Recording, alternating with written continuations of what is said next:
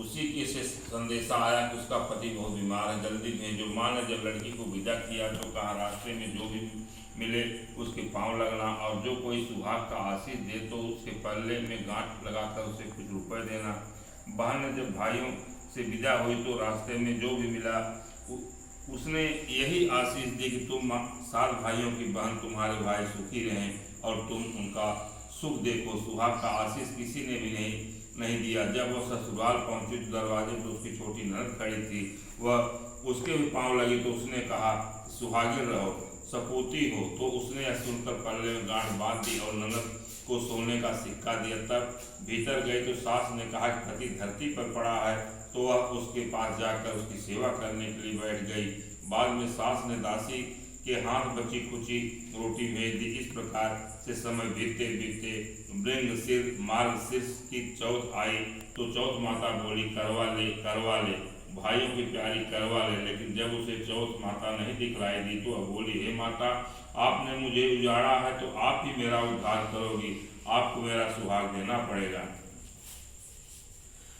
तब उस चौथ माता ने बताया कि पौष की चौथ आएगी, वह मेरे से बड़ी है, उसे ही सब कहना है, वह तुम्हारे सुहाग वापस देगी। पौष की चौथ आकर चली गई, माघ की चली गई, फागुन की चली गई, चैत बैसाख जेठ आषाढ़ और श्रावण भादों की सभी चौथ आई और यही कहकर चली गई, आगे वाली को कहना। असौज की चौथ आई तो उसने बताया कि तुम पर कार्तिक की चौथ नाराज है, उसी ने तुम्हारा सुहाग लिया है, वही वापस कर सकती हैं। वह आएंगी तो पांव पकड़कर विनती करना, यह बताकर वह भी चली गई। जब कार्तिक की चौथ आई तो वह गुस्से से बोली, भाइयों की प्यारी, करवा ले, दिन में चांद उगानी करवा ले, व्रत खंडन करने वाली करवा ले, भूखी करवा ले। तो यह सुनकर वह चौथ माता को देखकर उसके पांव पकड़ के गिड़ाने लगी, हे चौथ माता, मेरा सुहाग तुम्हारे हाथों में है, आप ही मुझे सुहागिन करे। तो माता बोली, पापनी हत्यारिणी, मेरे पांव पकड़ कर क्यों बैठ गई है। तब वह बोली, जो तुम मुझसे भूल हुई उसे क्षमा कर दो, अब भूल नहीं करूंगी। तो चौथ माता ने प्रसन्न होकर आंखों से काजल, नाखूनों में से मेहंदी और टीके में से रोली लेकर छोटी अंगुली से उसके आदमी को छींटा दिया तो वह उठकर बैठ गया और बोला कि आज मैं बहुत सोया। वह बोली, क्या सोए, मुझे तो 12 महीने हो गए, अब जाकर चौथ माता ने मेरा सुहाग लौटाया है। तब उसने कहा कि जल्दी से माता का पूजन करो। जब चौथ की कहानी सुनी, करवा का पूजन किया तो प्रसाद खाकर दोनों पति पत्नी चौपड़ खेलने बैठ गए। नीचे से दासी आई, उसने उन दोनों को चौपड़ पासे में खेलते देखा तो उसने सासू से जाकर बताया। तब से सारे गांव में यह प्रसिद्ध हो गया, बस प्रसिद्ध होती गई कि सभी स्त्रियां चौथ का व्रत करें तो सुहाग अटल रहेगा। जिस तरह साहूकार की बेटी का सुहाग दिया, उसी तरह चौथ माता सबको सुहागिन रखे। यही करवा चौथ की उपवास की सनातन महिमा है। करवा चौथ द्वितीय अध्याय। अति प्राचीन काल की बात है। एक बार पांडव पुत्र अर्जुन तप करने के लिए नीलगिरी पर्वत पर चले गए। उधर पांडवों पर अनेक मुसीबतें पहले से ही थी। इसी में द्रौपदी ने शोक विह्वल हो कृष्ण की आराधना की। कृष्ण उपस्थित हुए और पूछा, कहो क्या कष्ट है तुम्हें। प्रभु, द्रौपदी ने हाथ जोड़कर कहा, मुझे क्या कष्ट है, आप तो स्वयं जानते हैं, आप तो अंतर्यामी हैं, मुझे कष्टों के बोझ से विह्वल कर दिया है। क्या कोई ऐसा उपाय जिससे इन कष्टों से छुटकारा मिल सके। तुम्हारा प्रश्न अति उत्तम है द्रौपदी। कृष्ण मुस्कुरा कर बोले, प्रभु फिर मुझे दुख नारी का कष्ट दूर करने का उपाय बताइए। द्रौपदी ने पूछा। यही प्रश्न एक बार पार्वती जी ने शिव जी से कर दिया था। तब शिव जी ने करवा चौथ का विधान बताया था। फिर प्रभु करवा चौथ की जानकारी मुझे भी दीजिए और उसकी कथा कहिए। तब उसने एक पल सोचने के बाद कहा, दुख सुख जो सांसारिक माना जाता है, प्राणी उसमें सदा लिप्त रहता है। मैं तुम्हें अति उत्तम करवा चौथ व्रत की कथा सुनाता हूं, इसे ध्यान से सुनो। प्राचीन काल में गुणी विद्वान धर्मपरायण एक ब्राह्मण रहता था। उसके 4 पुत्र था। एक गुणवती सुशीला पुत्री थी। पुत्री ने विवाहित होकर चतुर्थी का व्रत किया, किंतु चंद्रोदय से पूर्व ही उसे क्षुधा ने बाध्य कर दिया। इससे उसके स्नेही भाइयों ने छल से पीपल की आड़ में कृत्रिम चंद्रमा बनाकर दिखा दिया। लड़की ने अर्घ्य दे भोजन कर लिया। भोजन करते ही उसके पति की हृदय गति बंद हो गई। इससे दुखी हो उसने अन्न जल त्याग दिया। उसी रात में रानी भूमि विचरण करने आई ब्राह्मण पुत्री ने उनसे अपने दुख का कारण पूछा। इंद्राणी ने बताया, तुम्हें करवा चौथ व्रत में चौथ दर्शन से पूर्व भोजन कर लेने से कष्ट मिला है। तब उस लड़की ने अंजलि बांधने विनय कि इससे मुक्त होने का कोई उपाय बताइए। इस पर इंद्राणी ने कहा, यदि तुम विधि पूर्वक अगली करवा चौथ का व्रत करो तो तुम्हारे पति पुनर्जीवित हो जाएंगे। कन्या ने ऐसा करने का वचन दिया तो उसका पति स्वस्थ हो गया। इस पर उस कन्या ने वर्ष भर प्रत्येक चतुर्थी का व्रत किया और अनंत अखंड सुहाग प्राप्त किया। श्री कृष्ण ने कहा, हे द्रौपदी, यदि तुम इस व्रत को करोगे तुम्हारे सभी संकट टल जाएंगे। इस प्रकार द्रौपदी ने व्रत किया और पांडव सभी क्षेत्रों में विजयी हुए। इस प्रकार सौभाग्य, पुत्र, पौत्रादि और धन धान की इच्छुक स्त्रियों के व्रत निवृत्त पूर्वक करना चाहिए। इस व्रत में भगवान शंकर की आरती की जाती है। करवा चौथ तीसरा अध्याय। एक ब्राह्मण परिवार में 7 बहुएं थी। 6 बहुओं के मायके वाले बहुत अमीर थे, इसी कारण ससुराल में उनका बड़ा मान था। परंतु छोटी के मायके में कोई न था। वह घर का सारा कामकाज करती, सबकी सेवा करती, पर कोई उसे प्यार नहीं करता। सभी दुत्कारते रहते। तीज त्योहारों पर भी जब उसके मायके में कोई नहीं आता तो वह बहुत दुखी होती। हर वर्ष की तरह इस वर्ष भी करवा चौथ का व्रत आया। अन्य बंधुओं के मायके से उनके छोटे भाई करवा लेकर आए, पर छोटी के मायके में कोई होता तो करवा भी लाता। सास भी छोटी को खरी खोटी सुना रही थी। वह दुखी हो घर से निकल पड़ी और जंगल में जाकर रोने लगी। एक नाग बहुत देर से उसका रोना सुन रहा। अंत में वह अपने बिल से निकल आया था। छोटी बहू से पूछने लगा, बेटी क्या बात है, तुम रो क्यों रही हो? छोटी बहू बोली, आज करवा चौथ है, मेरा कोई भाई नहीं है। मेरा कोई भाई होता तो आज जरूर करवा लेकर आता। नाग की छोटी बहू पर दया आई। नाग ने कहा, बेटी तुम घर चलो, मैं भी करवा लेकर आता हूँ। थोड़ी देर बाद नाग ससुराल पहुंचे। ससुराल वाले इतना सामान देखकर चकित हो गए। सास भी प्रसन्न हो गई। सास ने प्रसन्न मन से छोटी बहू को नाग देवता के साथ भेज दिया। नाग देवता ने छोटी बहू का अपना सारा महल दिखाया। जितने दिन चाहो आराम से रहो, मन चाहो मन चाहो पहनो। एक बात याद रखना, नाग छोटी बहू सारा समय महल में आराम से काटती और नाग के बारे में उसकी उत्सुकता बढ़ती जाती।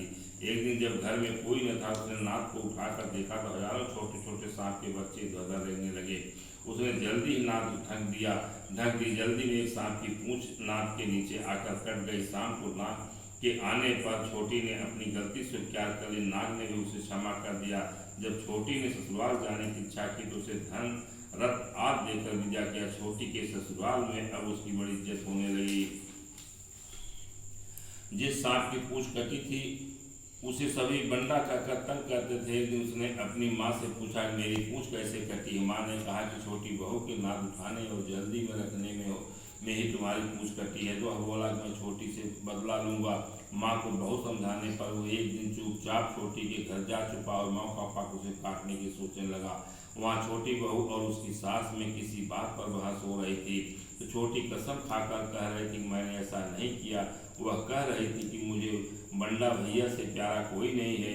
उन्हीं की कसम खाकर कहती हूँ, मैंने ऐसा नहीं किया। बंडा ने जब सुना तो सोचने लगा, जो मुझे इतना प्यार करती मैं उसे काटने आया हूँ। चुपचाप घर चला गया। माँ ने पूछा, ले आए बहन से बदला? वह कहने लगा, माँ बहन से कैसा बदला? तभी बंडा भाई वह छोटी बहन हुए भाई प्रतिवर्ष चौथ के दिन करवा लेकर जाता। वह बहन बड़े प्यार से करवा चौथ के व्रत करती। करवा चौथ व्रत कथा चौथा। प्राचीन काल में करवा नाम के व्रत स्त्री अपने पति के साथ नदी के किनारे एक गांव में रहती थी। कार्तिक मास से कृष्ण पक्ष की चतुर्थी चौथ के दिन उसका पति नदी में स्नान करने के लिए गया। स्नान करते समय एक मगरमच्छ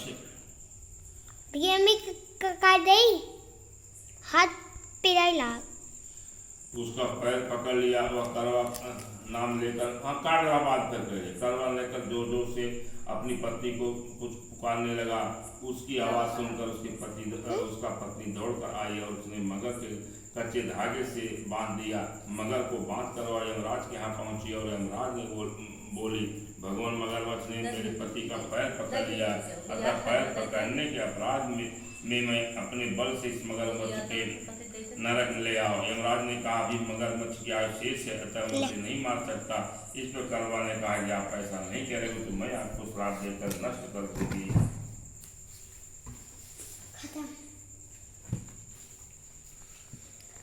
सुनकर यमराज डर गए और स्त्री कड़वा के साथ जाकर मगरमच्छ को उन्होंने यमपुरी भेज दिया और कड़वा के पति की पुराण की कुछ दिन से कड़वा चौथ मनाई जाती है और सुहागिन स्त्रियों के द्वारा व्रत रखा जाता है। हे कड़वा माता, जैसे तुमने अपने पति की रक्षा की वैसे सबके पतियों की रक्षा कर। इस पुराने चौथा अध्याय खत्म।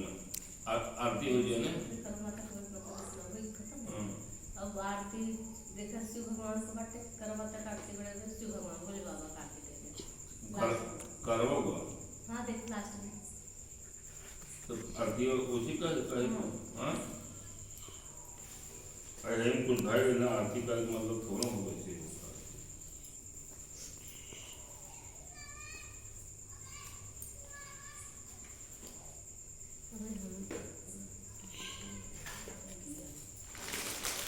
हवन ही करता आरती कर हवन कर क्या जुआ करता हवन कर आरती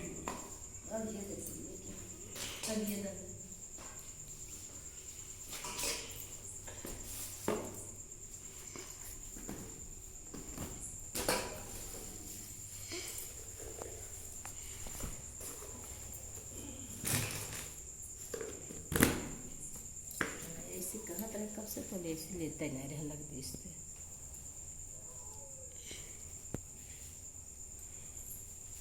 कहाँ धरी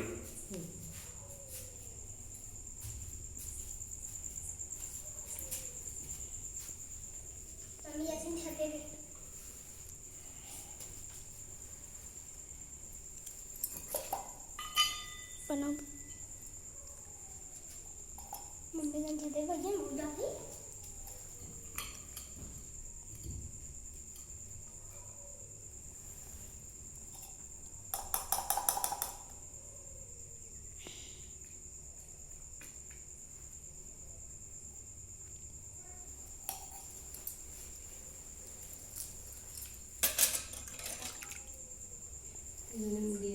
जलाए हैं उबले तो माटी के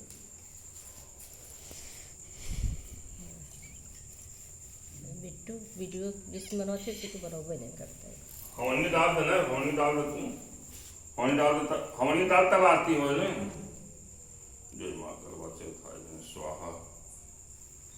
ओम करवा चौथाय नमः स्वाहा। ओम करवा चौथाय नमः स्वाहा। ओम करवा चौथाय स्वाहा।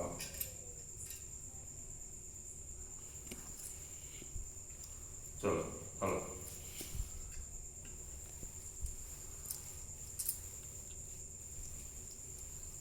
चंद्रमा निकल आई में से कहा था कहीं तो 8 बजे तक हम कहे हाँ निकल गए। पहले निकल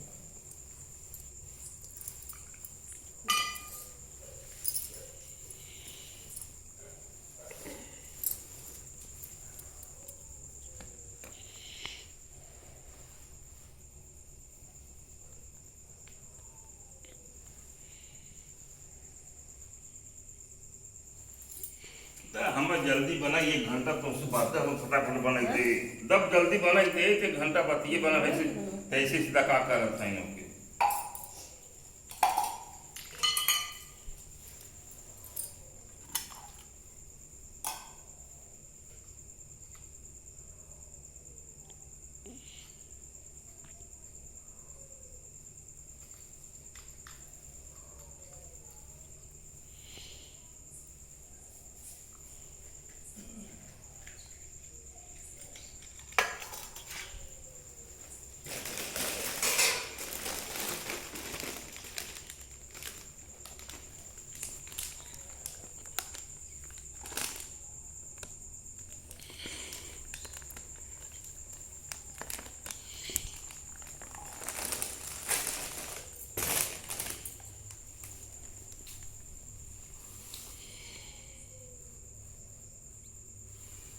हेलो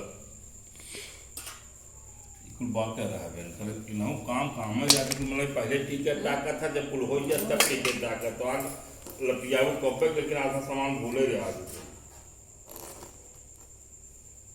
दो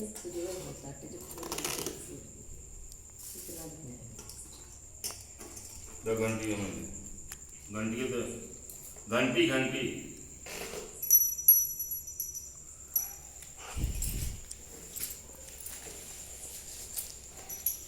ओम जय शिव ओंकारा स्वामी भज जय शिव ओंकारा ब्रह्मा विष्णु सदा शिव ब्रह्मा विष्णु सदा शिव अर्धांगीधारा ओम हर हर हर महादेव एकानन चतुरानन पंचानन राधे स्वामी पंचानन राधे हंसासन गरुड़ासन हंसासन गरुड़ासन विषवाहन साजे ओम हर हर महादेव दो भुज चारु चतुर भुज दस भुज ते सोहे स्वामी दस भुज ते सोहे तीनों रूप निरखते तीनों रूप निरखते त्रिभुवन जन मोहे ओम जय शिव ओंकारा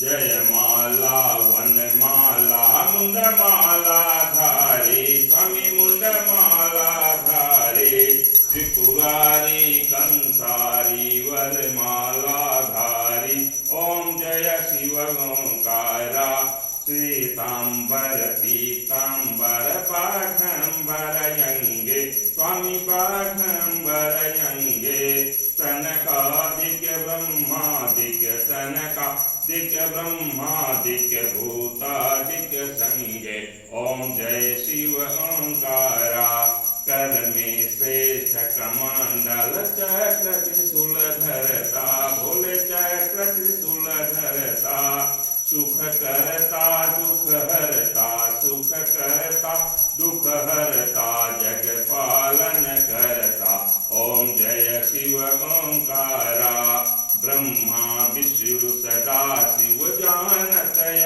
विवेका स्वामी जानतय विवेका प्रणवाक्षर के मध्य प्रणवाक्षर के मध्य ए तीनों एका ओम जय शिव ओंकारा त्रिगुण शिव जी की आरती जो कोई नर गावे स्वामी जो कोई नर गावे कहत शिवानंद स्वामी भजत शिवानंद स्वामी मन वांछित फल पावे ओम जय शिव ओंकारा ओम जय करवा मैया माता करवा मैया जो व्रत करे तुम्हारा जो व्रत करे तुम्हारा पार करो नैया ओम जय करवा माता सब जग की हो माता तुम ही हो